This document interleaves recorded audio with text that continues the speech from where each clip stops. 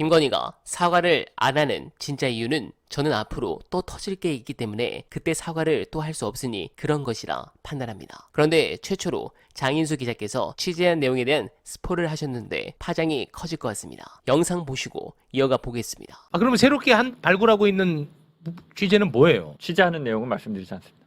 그 결과물이 그럼 언제 나오는지면 대충 결과물 2월 안에 무조건 낸다고 원래는 2월 2월 초에 하려고 할 생각했었는데 네. 지금 뭐 구정 이후로 좀 미뤄야 되는 상황이고요. 2월 안에는 무조건 하려고 하는데 파장이 좀 클만한 사안으로 보십니까? 원래 얘기 안 하는데 네, 요 정도만 갑시다. 요 정도. 네네네. 우리 또 한 몸 아닙니까? 디올백만큼 센세이셔널하진 않을 텐데요. 네. 디올백이 워낙 네. 센세이셔널하니까. 네.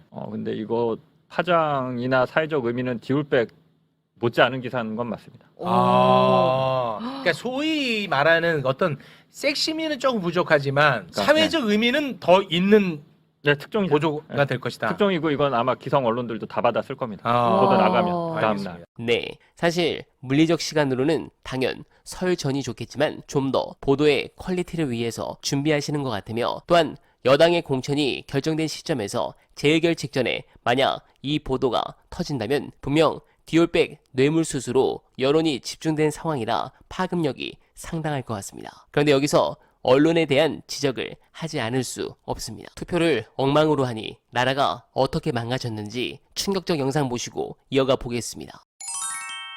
한일 성장률이 역전됐단 말이에요. 네. IMF 제외하고는 40몇 년 만에 역전됐어요. 40몇 년 만에.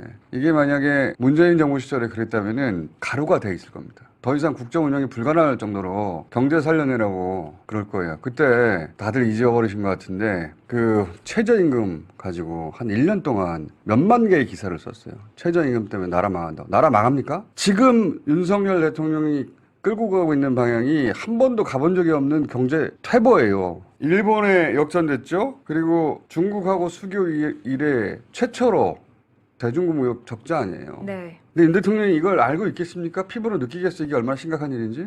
못 느낀다고. 못 느껴요. 윤 대통령 나라가 어떻게 돌아가는지 저는 모른다고 봐요. 그런 의미에서 국정을 지휘하는 위치에 국정 지휘자로서의 대통령은 지금 없다. 제 생각입니다. 대통령이 없는 거예요. 그러니까 대한민국 후에. 네, 그렇습니다. 언론들의 장난 한두 번이 아니죠. 어제 이 중앙일보의 단독 보도 역시 가짜입니다. 제가 믿을만한 민주당 지도부 관계자분께 취재한 결과 단언이라는 소리까지 나왔습니다. 결국 여론을 만들기 위한 저쪽의 공작입니다. 이런 상황에서 나라를 정상으로 돌리는 그 첫 번째 결정적 순간이 바로 총선이 아닐 수 없는데 아주 다행하게도 신뢰도가 매우 높은 각적 500명 샘플로 조사한 이 부산의 여주는 상당히 고무적입니다. 사실 이번 선거에서 민주당의 가장 큰 문제는 수도권과 비수도권의 득표력 차이입니다. 특히 경기에서는 볼 것도 없이 압승이 예상되어 있는데 충청과 부산에서는 좀 아슬아슬합니다. 아슬아슬은 곧 경합 지역이 생각보다